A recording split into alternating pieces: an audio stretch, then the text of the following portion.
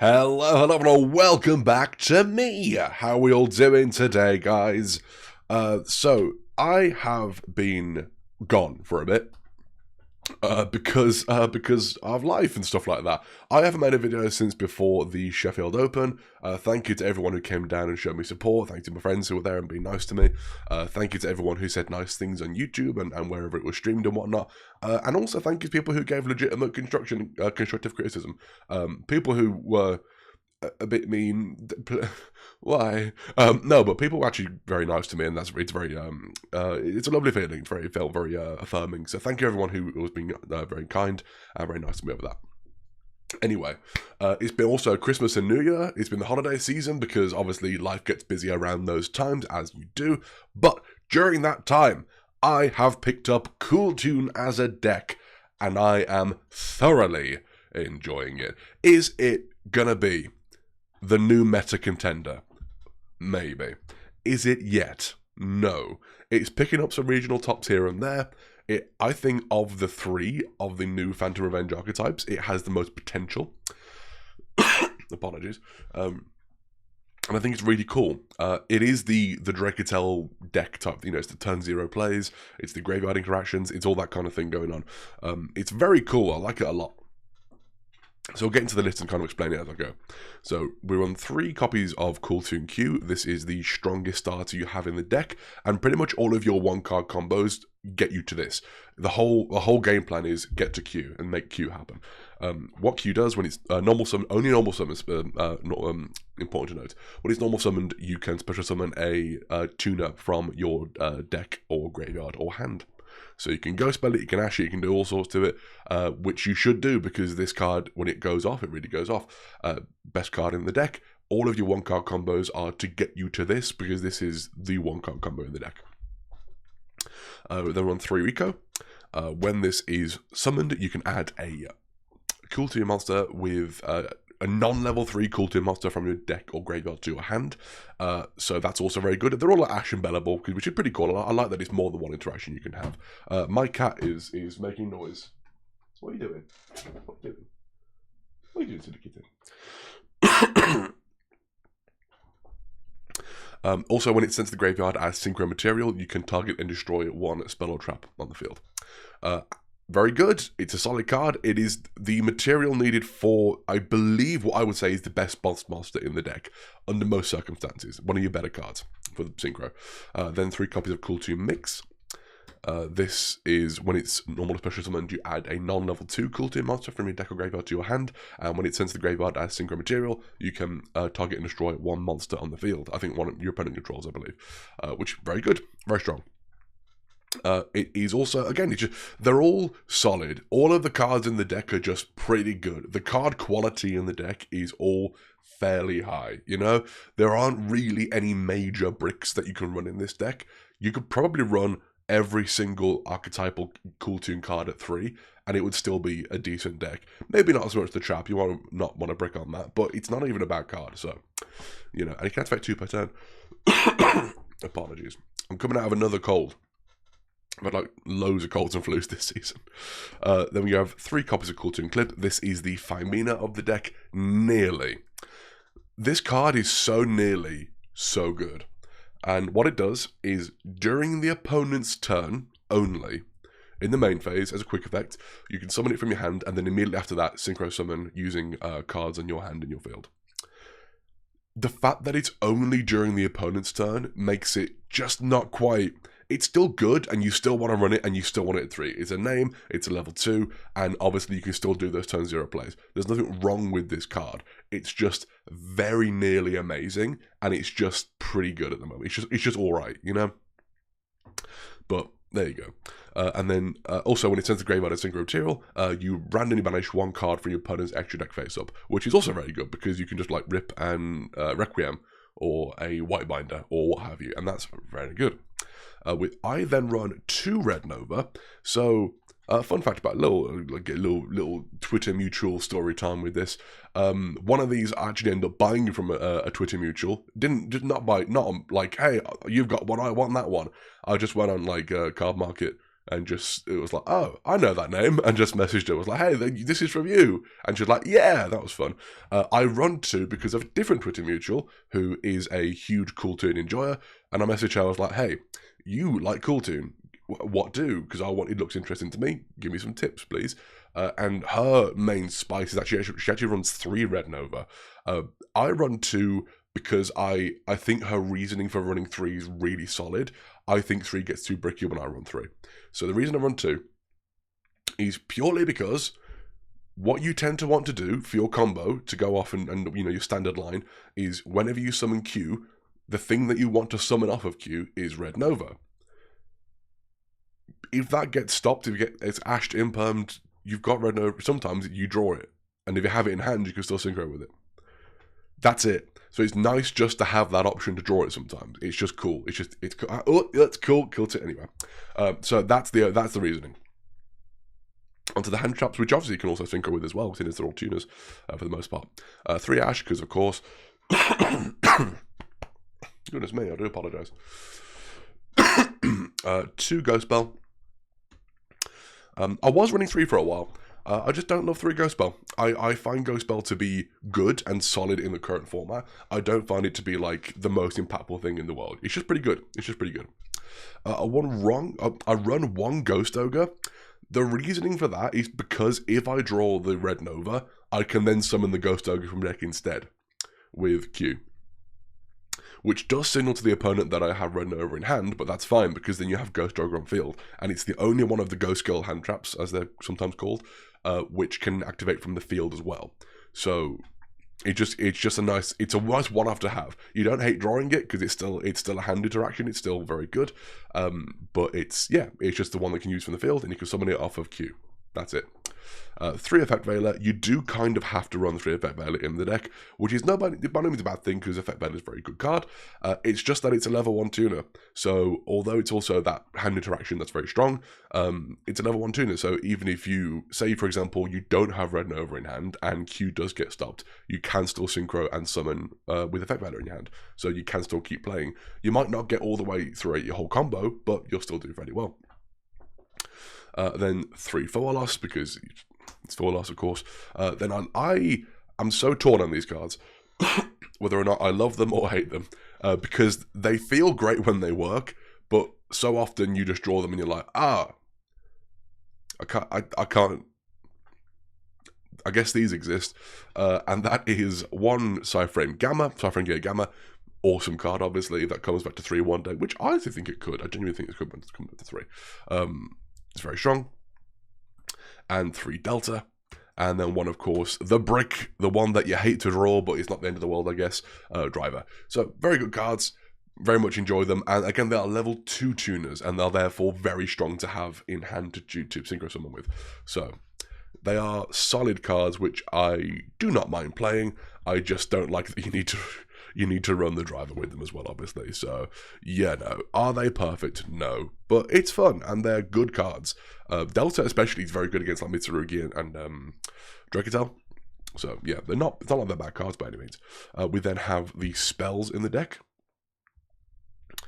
3 copies of Cool Toon Synchro. Again, it's 1 card combo by itself. You get you everything. Very good card. Helps you play around draw. Helps you play around stuff like Imperm as well, because you can like dodge Imperm with it. It's a really powerful card. It's also twice per turn. The effect is that you add a Cool Toon card, so it can be not just a monster, from your deck to your hand, and then immediately afterwards you can synchro summon with cards on your field or in your hand or in your hand. Apologies. So say you summon Q, and the only other card you have in hand is Cool Toon Synchro. Not only is that not a bad place to be, but if you want Q's effect to go off where you need it to summon something from your deck, you just Cool Toon Synchro, add something to hand, synchro summon, and then Q dodges Imperm. So it's very good. I run 2 JJ Cool Toon. Very similar reasoning to the why I run 2 Red Nova is I don't necessarily enjoy bricking on it, but it is a 2-card combo. This plus any tuner in hand apart from the Cyframe ones is full combo. So it's not as if it's bad and you don't hate drawing it, it's just not ideal to brick on it because it doesn't do a lot by itself. So I like it at 2. You can also search it if needs be. Good card. And then 3 copies of Synchro Rotate, because once again, this is full combo. This gets you everything. I'm very sorry, goodness me. So Synchro Overtake, what it does is you reveal a Synchro monster from your deck, and then the specific listed material on that card. So, for example, Junk Synchron for Junk Warrior. I think that's actually listed. Either way, you get the idea. More like Road Synchron for Road Warrior, as the card suggests. But in these cases, the specific Cool Tune cards that are listed on Remix and RS, you can either add to your hand or special summon from your deck or graveyard. Really good card. It gets you everything. It's very good. And one Call by the Grave, because it's Called by the Grave, and it's quite good. That is it for the main deck. Main deck's a nice round 40 cards onto the extra deck. The first 4 cards in the extra deck you just don't use often. You can, and they're nice to have. They're solid cards. I don't think I've got into them almost ever in my testing and my playing. There's one copy of SP Little Knight. It's just a good card. Of course, it's a good card, you know. We have one copy of Cypher Lord Lambda. I've literally never summoned this, but on rare occasions, I guess it might be nice to do so, you know. Basically, if you don't know, it lets you use your Cypher stuff even if you have moss on the field, so that's why it's good. One Typhon, it's Typhon, you kind of have to have Typhon. One Cypher Lord Omega, if you get Perulia'd early on and you can stop it with, you know, it's very high rolly, but it's also a very good card, where if you actually manage to summon this, you're usually winning the game. If you're in a position where you actually can summon this card in your first turn, more often than not, you've won that game. Because it's just, you're usually going to have stopped like an Ash or a, a Fua or a Perulia that your opponent is trying to use. You stopped it, you've gone through the rest of your combo, you've summoned this, and you've hand ripped for one as well. You have taken cards out your opponent's hand just for free, and it's very powerful. So yeah, Omega's a very good card. If you are able to summon this, you kind of just win that game. Onto the actual Cool Tune cards now. 3 copies of Trackmaker. As with most of these decks, you tend to just run 3 of almost everything, because you are largely locked into summoning tuners, and these are all tuners, obviously. They're cool tuners. Anyway. So what Trackmaker does is on summon, not synchro summon, on summon. So if you summon it from graveyard as well, it does the same thing. You search for a Cool Tune card on your deck, and when it's used as material, you non-target bounce a card your opponent controls to the hand. Very good card. Part of an end board, doesn't do anything by itself, but because you can synchro summon on the opponent's turn, you can use it as material, and then you're bouncing stuff. So it is part of an end board just because you want to use it as material for something. And you run 3. I genuinely think you would still run... So the thing with this deck is that it's so locked into tuners, but it's also a very grindy deck. It can outgrind a lot of stuff. It's a very grind game heavy deck. So I don't think that even after there are better tuner synchros are available, I think you maybe still run 3 of some of this stuff, or at least at the bare minimum you'd run 2. You wouldn't want to just run one of these. So I don't know. It's just a very good card. 3 copies of Remix. You need to have Cool Tune Mix as one of the materials for this. It's level 5, so you need level 2 and a level 3 specifically, because Mix is level 2. And what this does is you can, during your, again, it's only during your opponent's turns, it's a little bit frustrating, but during your opponent's turn, you can quick effect to tribute itself anytime in the turn to summon 1 tuner from your graveyard and add 1 tuner to your hand, and then you can perform a synchro summon. So it's very good. You can dodge stuff with it. It's not as if it's a bad card. It's just that little level of frustration of it's only during the opponent's turn, you know? It's otherwise a really fantastic card, and it gains 1500 attack when your opponent has a tuner on the field or graveyard, so it goes to 3k. It's solid. We then have what I think is the best card in the deck, Cool Tune RS. This card auto wins against Yummy. Very sorry, guys. So the way this card works, first off, the reason it wins against Yummy, and the reason it wins against just a handful of decks just automatically, is that it stops them from being able to synchro summon and exile summon a lot of the time. If your opponent has any monsters with 1700 or less original attack, they gain a level. So Yummy just can't play under that, because they need their level 1s to make their level 2s. If you make their little guys a level 2 already, they just can't play. If you summon this and they don't have an out already available, they just lose immediately. It's not even, it's just done. Also, it gains 300 attack for every tuner in the graveyard, not just yours, in either graveyard. So it can get real big real quickly. It's very powerful. And once per turn during the main phase only, you can banish I think you target first, target a card on the field. I believe it has to be an opponent's card. You banish a tuner from your graveyard, and then you negate that card's effect. So it does have that like Desiree-like effect as well, where you can dodge it, but it's still negating a lot of stuff. So it's a fantastic card, very powerful. Thoroughly enjoy using it.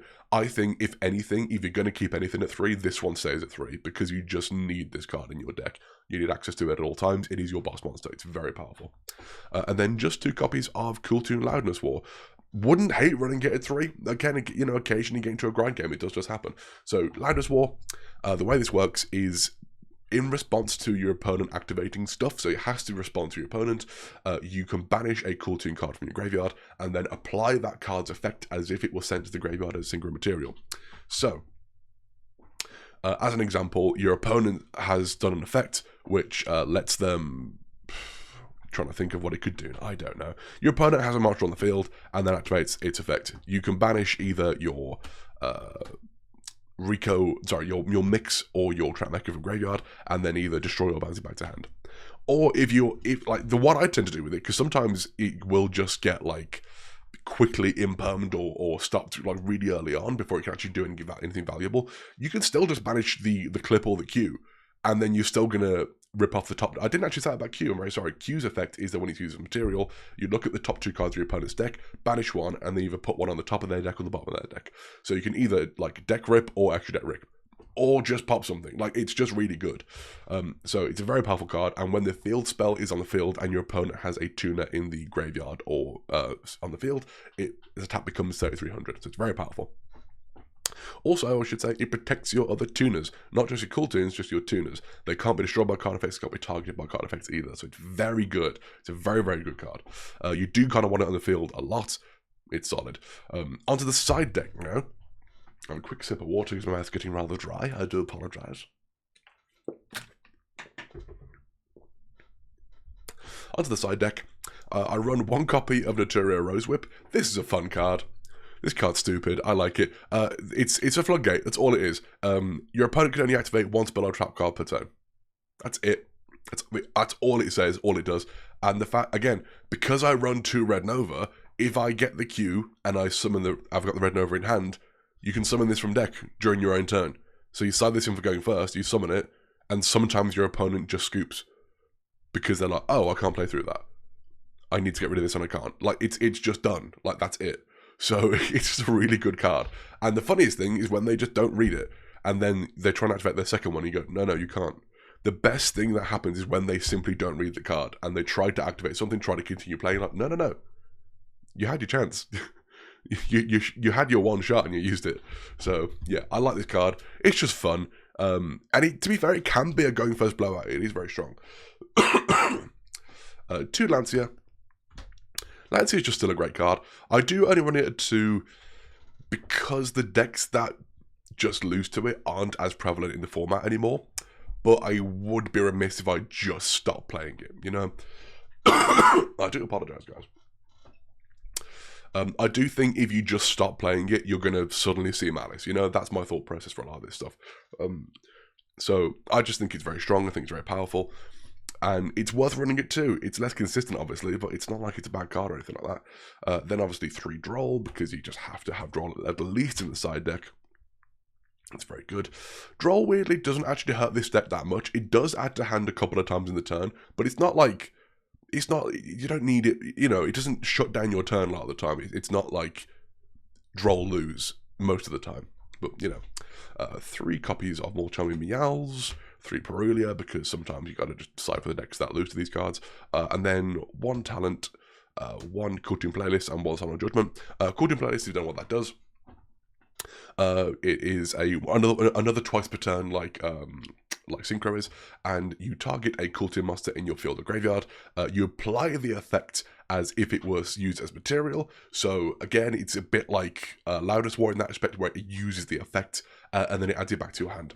So very good card. I don't know that it's worth maining, because you can get by perfectly well without it. Even when you side it in for going first, you don't always search it, because sometimes you need other stuff. So it's a fantastic card. It's just not like needed.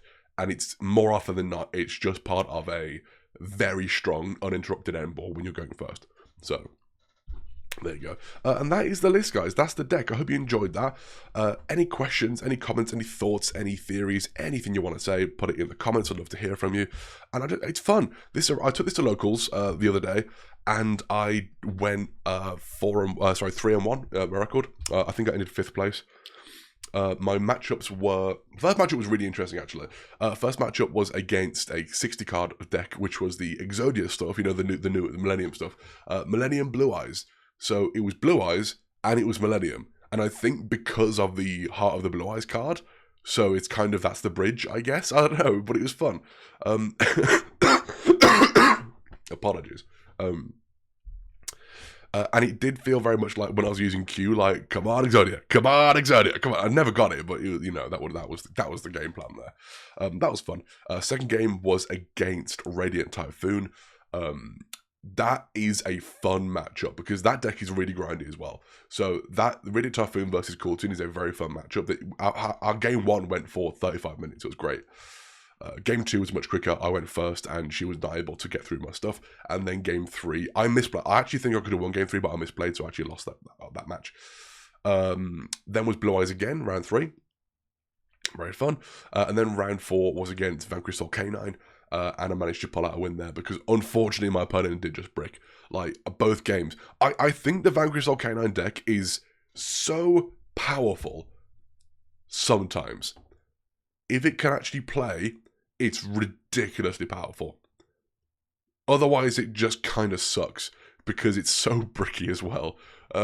It's weird. It's so high rolling that deck is. But yeah, there you go. I keep coughing. Sorry, guys. That's the deck, everyone. Hope you enjoyed it. Any questions, any comments, any thoughts, any theories, leave it in the comments. I'd love to hear from you all. And yeah, pleasure to talk to you all again. Been a couple of months, but there we go. I'm back. I'm going to put out another video in a couple of days. Hopefully, I've got an Aircraft deck as well. That's quite fun. I want to take that to locals before I put a deck profile on it, though, because I want to understand it a bit better. I want to actually play it in person. So there you go. So probably next week I'll actually put that video out about the Aircraft deck. Also seems fun. Actually, just about an hour ago, had the support release for it. The support announced. The support looks kind of nuts. I'm glad that I picked it up when I did. The whole deck cost me like £30 because it was so cheap. Like, the cards are all like rares. I think there's only one Ultra. Ultra, yeah. And at the moment, I think it's now squaring up to be a very powerful contender when the new cards are released for it. So that's very exciting. But yeah, hope you enjoyed that, guys. Any thoughts, any theories, as I say, leave in the comments. I'd love to hear from you. Leave a like, subscribe if you want to. And I'll see you around. Have a lovely time. Take care. Bye-bye.